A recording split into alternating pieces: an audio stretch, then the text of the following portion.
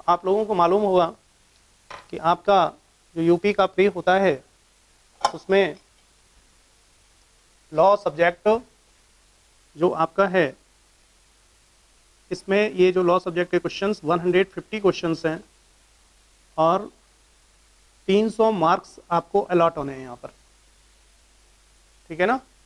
और इसमें लगभग 10 टॉपिक कवर होते हैं और 10 टॉपिक को अगर हम इक्वल डिवाइड कर दें तो 15 फॉर ईच, ठीक है ना, 15 क्वेश्चन। और ये 10 टॉपिक आपका जो आते हैं यहाँ पर, ज्यूरिस्प्रूडेंस, इंटरनेशनल लॉ,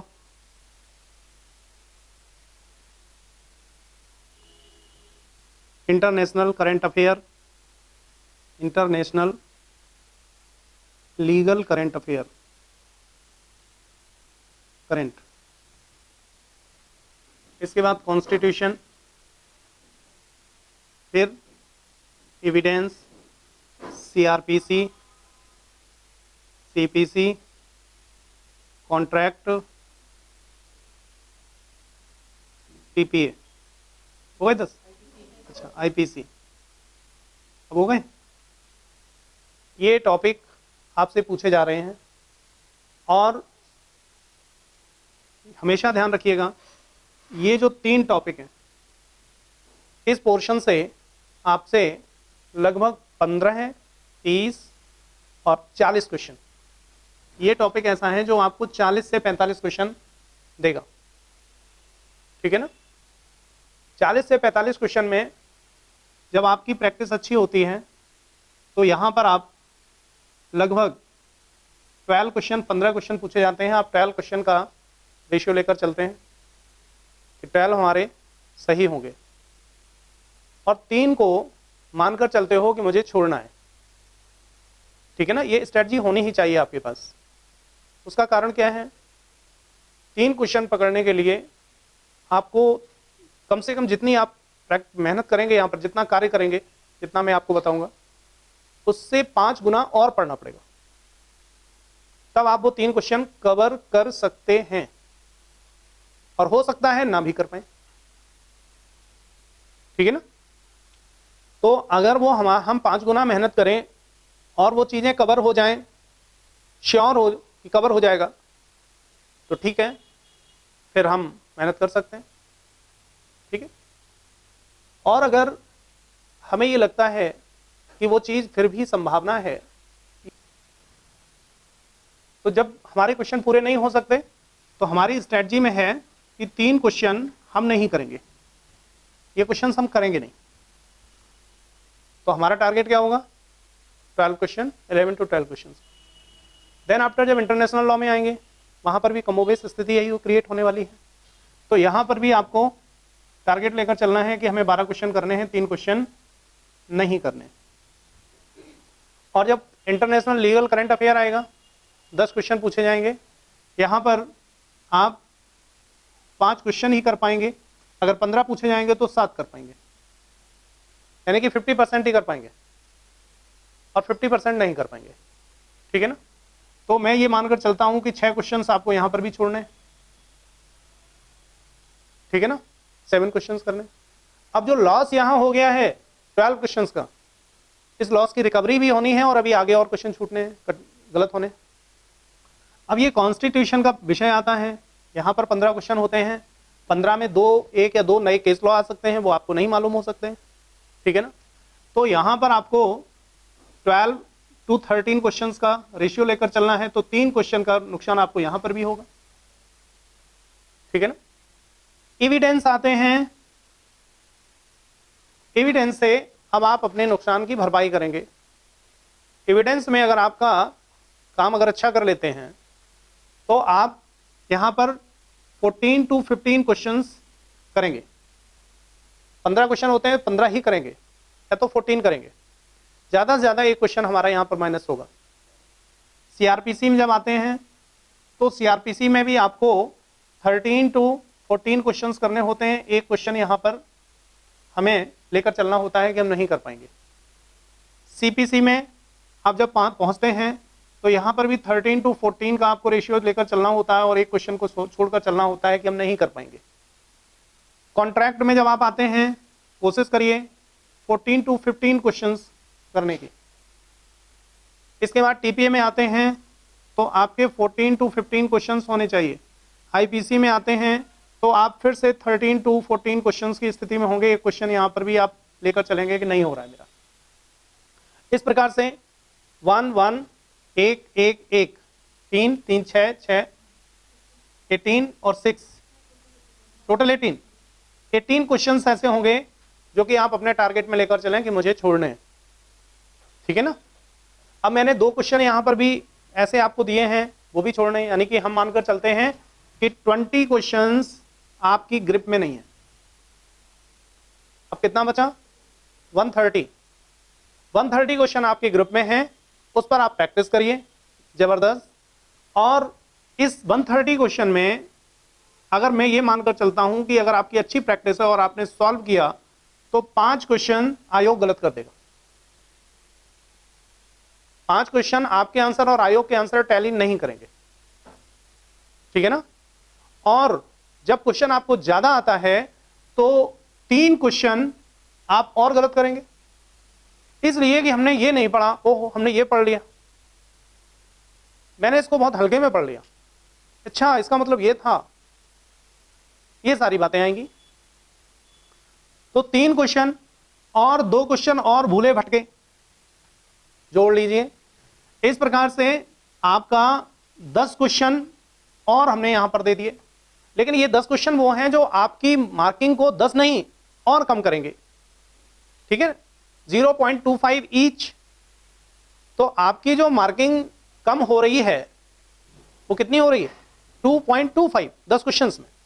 तो इस तरीके से यहां से आपकी 2.25 और कम हो गई, तो 12.25 आपके ये भी चले गए और 20 + 12.25 ये चले गए। तो अब आपके जो माइनस क्वेश्चन हो गए 32 + 0.25। ठीक है ना, 33 अबाउट 2। अब आपका जो स्कोर यहां पर बनेगा वो 117 क्वेश्चंस का बनेगा। ठीक है ना। अगर आपको अपने आप को सुरक्षित गेम में लेकर जाना है, प्रीलिम्स सिक्योर्ड, तो फिर आपकी स्थिति यही होनी चाहिए 115 to 120 के बीच में। अगर आप सिक्योर होना चाहते हैं कि आपको प्री का रिजल्ट ना देखना पड़े और प्री देने के आने के बाद हम मेंस की तैयारी चालू कर दें, और कोई अगर मुझसे ये कहे आकर कि तुम्हारा तो प्री हुआ नहीं है, तो उससे हम कह सकें कि फालतू की बकवास मत करो, अपना रिजल्ट देखो। ठीक है ना। तो इतना मेरा क्वेश्चन होना चाहिए सब्जेक्ट में, और इतना क्वेश्चन जब आपका सब्जेक्ट का होगा तो मल्टीप्लाइड बाई 2 आपके जो मार्क्स होंगे 115 से लेकर 120 के, तो 115 के आधार पर हम निकालें तो 230 मार्क्स आएंगे, और 2 और बढ़ा दें तो 200, अगर 17 बढ़ा दें 234 आएंगे। ठीक है ना, या 240 आएंगे। ये मार्किंग अगर आपकी लॉ में है तो आप सुरक्षित गेम में हैं, और 610 वैकेंसी आ जाए तो जीएस के पेपर में बस प्रेजेंट हो जाइए, फिर कुछ नहीं करना है प्री निकालने के लिए। लेकिन मैं ऐसी ना तो आपको सलाह देता हूं ना परमिट करता हूं, क्योंकि आपको ये नहीं पता है कि वैकेंसी कितनी आ रही है। 610 आ जाए अच्छी बात है, प्री निकालने के लिए, मेंस के लिए बिल्कुल अच्छी बात नहीं है। ठीक है ना। आपको 100 वैकेंसी के लिए अपने आप को तैयार करना है। उत्तर प्रदेश जैसे स्टेट में 90 से 100 वैकेंसी तो अमूमन मानी जाती है कि ये जब इतनी वैकेंसी आती है तो कम है, तो इतनी तो आनी है।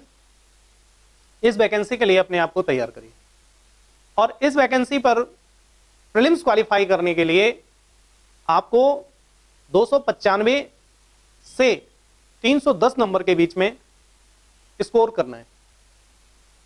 अब 295 से 300 नंबर के बीच में जो स्कोर आपको करना है, जब आपने यहां पर इतना अच्छा किया है तो आपको जो आपका दूसरा जीके का पार्ट है, उस जीके के पार्ट में आपको शेष मार्क्स 230 किए तो 200, अगर 300 के स्कोर पर जाना है तो जीके में आपको 70 लाने ही पड़ेंगे, और अगर 240 किए हैं तो जीके में 60 से भी काम चल जाएगा, ठीक है ना। लेकिन 70 नंबर और 60 नंबर भी माइनस मार्किंग में जीके में लाना छोटी बात नहीं है, ये अपने आप में बड़ी बात है, ठीक है ना। ऐसी स्थिति में आपको जीके के लिए 80 नंबर का टारगेट लेकर चलना ही पड़ेगा। इसमें से जो 150 क्वेश्चंस पूछे जाते हैं वो 1 नंबर का आएगा, और बेस्ड अपॉन करंट अफेयर लगभग 70 और 75 क्वेश्चंस होंगे, 70 और 75 बेस्ड अपॉन करंट अफेयर। लेकिन वो जो करंट अफेयर आपके ग्रुप में तब आएगा जब आपका बेसिक्स क्लियर होगा। अगर बेसिक क्लियर है तो करंट अफेयर आपके पकड़ में आ जाएगा, और बेसिक क्लियर नहीं है तो फिर करंट अफेयर दिक्कत करेगा, ठीक है ना। 15 से 20 क्वेश्चन कॉन्स्टी के पूछे जाते हैं जीके में, 15 क्वेश्चन तक हो सकते हैं। कॉन्स्टी आपको जबरदस्त हेल्प करने वाला है, इसलिए कभी भी कॉन्स्टी को कमजोर करने की जरूरत नहीं है, क्योंकि कॉन्स्टी एक ऐसा सब्जेक्ट है जो आपको इस एग्जाम में आपको 30 नंबर तो यहां से दे रहा है सब्जेक्ट से, और 15 नंबर एटलीस्ट आपको जीएस से दे रहा है। तो 30 और 15 45 नंबर आपको दे रहा है अगर आपका कॉन्स्टी मजबूत है, ठीक है ना।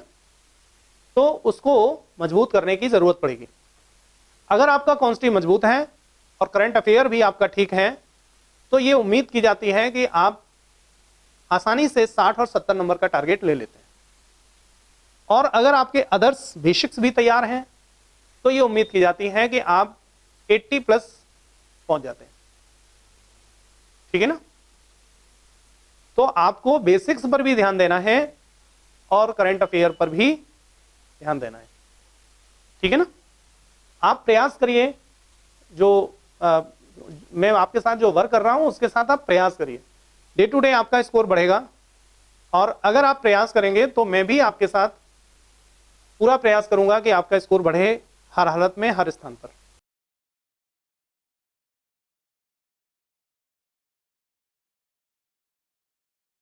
तो इसी चीज को जो मैंने अभी ये फिगर खींचा है इस पर टारगेट करिए और कोशिश करिए कि ये जो सब्जेक्ट है, कारण इसका ये है कि ये जो मैंने नीचे सब्जेक्ट दिए हैं इसमें कोई क्रांतिकारी परिवर्तन नहीं होता, सिवाय एक परिवर्तन की कोई नया केस लॉ आ गया जिस पर आपकी नजर नहीं है, और ऐसे क्वेश्चन 1 ही 2 होते हैं और कोई क्रांतिकारी परिवर्तन नहीं होता, ठीक है ना। फिक्स है ये क्वेश्चंस, ये मटेरियल इतने से ही पूछेंगे। कॉन्सेप्ट अगर क्लियर है, उस पर मेहनत कर ली तो पूछेंगे इतने से ही क्वेश्चन आएंगे और वो क्वेश्चन में सॉल्व कर दूंगा। ऊपर की पोर्शन में मैंने क्यों कहा, इधर ये जो पोर्शन है इसमें क्यों कहा, उसका कारण यह है कि इंटरनेशनल लीगल करंट अफेयर जो चलता है वो इतना वास्ट है कि वो इतना परिवर्तित होता रहता है कि हम लोगों को जब हम बहुत प्रयास करते हैं तो भी 1-2 क्वेश्चन 3 क्वेश्चन छूटने की संभावना रहती है कि हमने जो लगभग जो प्रयास किया ये सारी चीजें पढ़ ली, लेकिन क्वेश्चन ऐसी जगह से पूछा गया जो हमने कभी टच ही नहीं किया था, ठीक है ना। तो इस वजह से इसमें मैं आपसे कहता हूं कम आपकी मेरिट होगी। यही चीज इंटरनेशनल से है, इंटरनेशनल चूंकि, और दूसरी बात ये भी है कि चूंकि ये सिर्फ प्री में आते हैं तो प्री में आने की वजह से भी हम लोगों का फोकस उतना ज्यादा इस पर नहीं होता। ज्यूरिस्प्रूडेंस क्या है कि वो इसलिए नहीं होता क्योंकि ज्यूरिस्प्रूडेंस एक ऐसा सब्जेक्ट है जिसमें कि रिसर्च होती रहती है। तो पता चला कि आपने बहुत से राइटर्स के स्टेटमेंट तैयार कर लिए, आपको मालूम है, लेकिन अभी जो पूछा गया जो आया उसमें वो जो राइटर था उसका स्टेटमेंट आपको नहीं मालूम था। सोच विचार करके इतना आपने पढ़ा हुआ है, तीर तुक्का से हो सकता है आपका क्वेश्चन सही हो जाए, लेकिन आप कभी भी श्योर नहीं हो पाते हो, और आंसर ढूंढने का अगर विषय आए तो आंसर भी नहीं ढूंढ पाते हो। ऐसी स्थिति में आपको गूगल बाबा की का सहारा लेना पड़ता है। गूगल बाबा से पूछो कि इसका आंसर क्या है, ठीक है ना।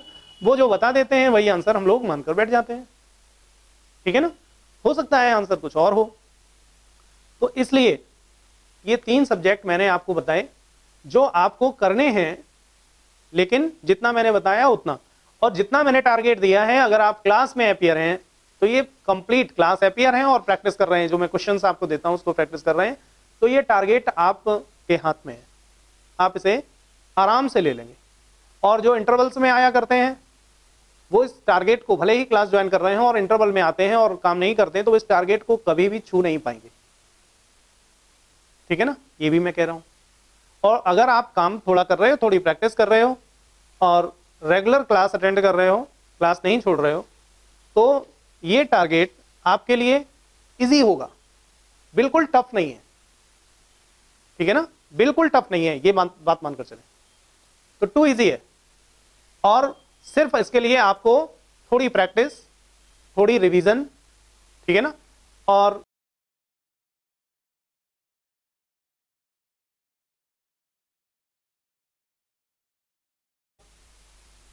रेगुलर अपीयरेंस इतनी करनी है।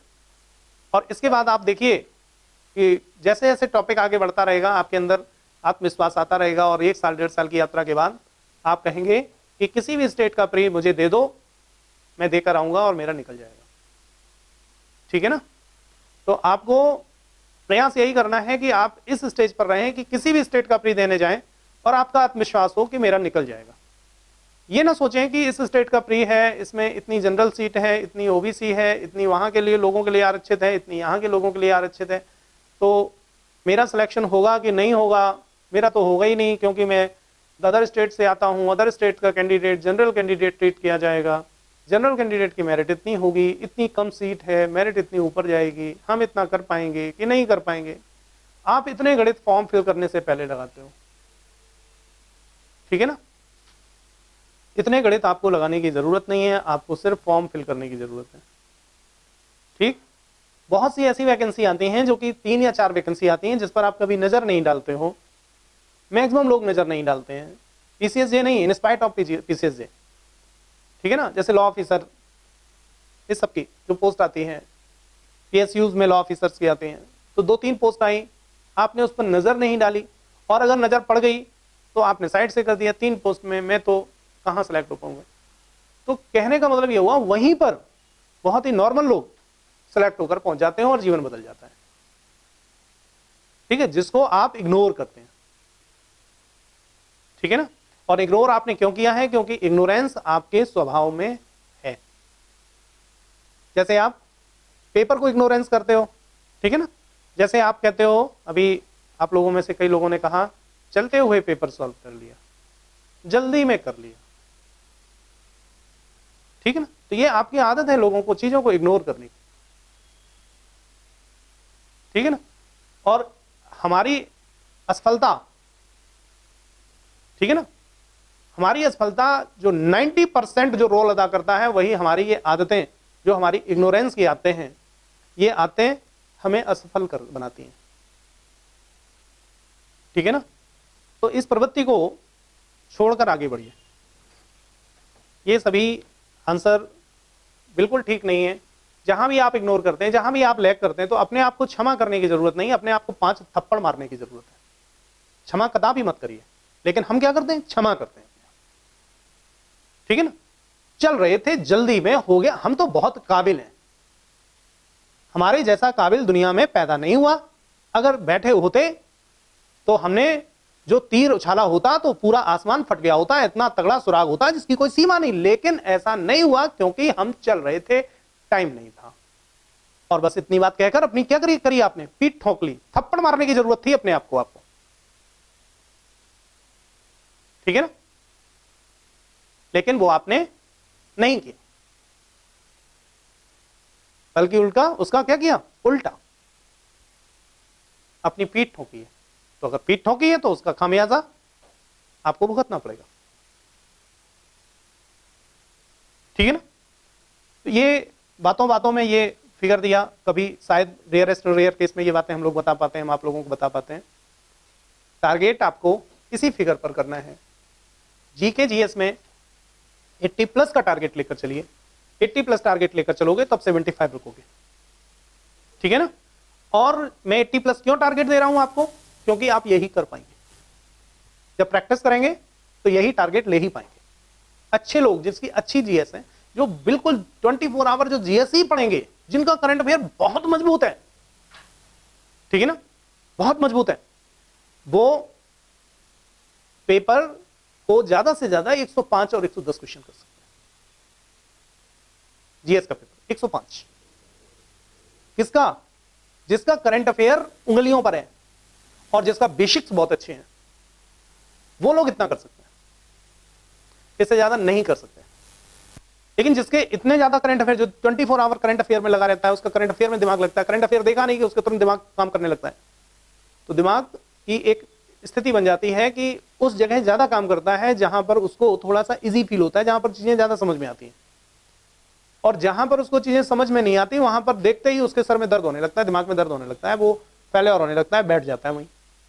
फिर आपको क्या करना पड़ता है, आपको उसको एक डंडा मारना पड़ता है, उसको चलाना पड़ता है, 2-4 बार डंडे मारिए, फिर वो चलने लगता है, तो फिर वो चीजें उसको आने लगती हैं, तो फिर से वो चीजें उस पर उसको इंटरेस्ट क्रिएट हो जाता है।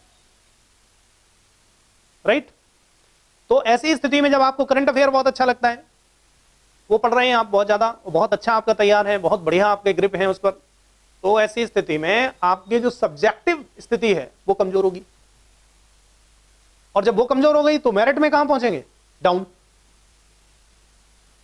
और मेरिट कैसे बनेगी? बैलेंसिंग से।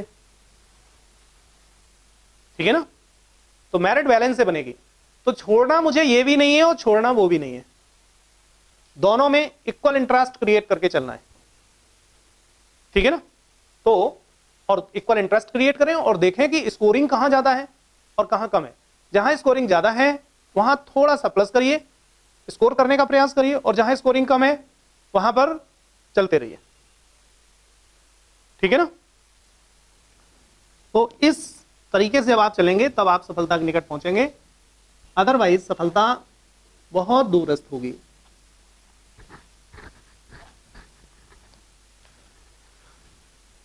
कॉन्टिन्यूअस चलते रहिए इन स्पाइट ऑफ दैट कि शादी है, विवाह है, जाना पड़ता है, जरूरी है। वैसे अभी तो आप लोगों के शादी विवाह अटेंड करने के लिए मम्मी पापा हैं, ईश्वर ने उनको, उनका आशीर्वाद, जब हम लोग कहते हैं ना कि माँ बाप का मेरे ऊपर आशीर्वाद है, तो क्यों कहते हैं? इसीलिए कहते हैं क्योंकि वो उन लोगों ने आपके जीवन की बहुत रिस्पॉन्सिबिलिटीज को बियर किया हुआ है। ठीक है ना? कौन सी रिस्पॉन्सिबिलिटीज बियर की हैं? इस टाइप की जो सामाजिक दायित्व हैं वो सब उन्होंने बियर किए हुए हैं, आर्थिक दायित्व उन्होंने बियर किए हुए हैं आपके। ठीक है ना? तो जब आर्थिक रिस्पॉन्सिबिलिटी उनकी, सोशल रिस्पॉन्सिबिलिटी उनकी, अब आप क्या करते हैं, आर्थिक रिस्पॉन्सिबिलिटी तो उनकी ले नहीं पाते अपने हाथ में, लेकिन सोशल 2 मिनट में ले लेते हैं। सोशल 2 मिनट में ले लेते हैं क्योंकि उसमें मस्ती होती है। ठीक है ना? आपके किसी शादी में सम्मिलित ना होने से किसी की जयमाला नहीं रुकेगी, और ना ही आपका सोशल स्टेटस खत्म होगा,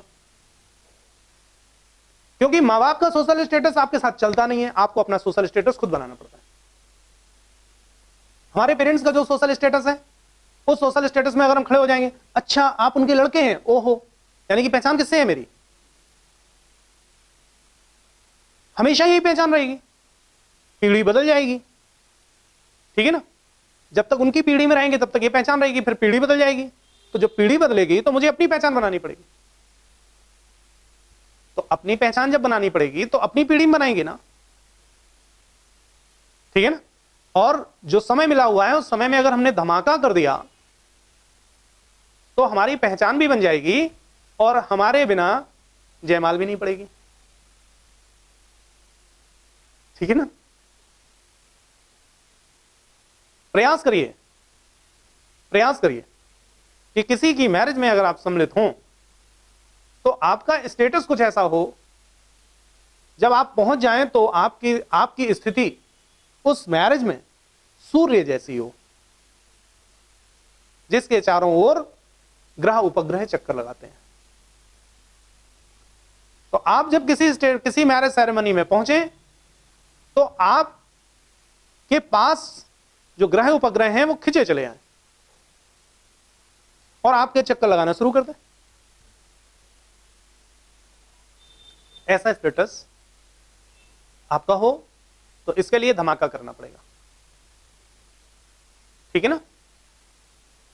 और अभी जिस स्टेटस में जाते हो तो उसमें आपको पुच्छल तारे बने हुए हो। ठीक है ना? एस्ट्रॉइड्स हैं आप, आपको एस्ट्रॉइड से स्टार बनना है। ठीक है ना? तो अगर आपको लगता है एस्ट्रॉइड में मजा है, ठीक है, अच्छी बात, तो ठीक है, बने रहिए। ठीक है, हमारी बात समझ में आ रही ना एस्ट्रॉइड्स की? आ रही ना, क्लियर है? पूंछ होती ना, पूंछ।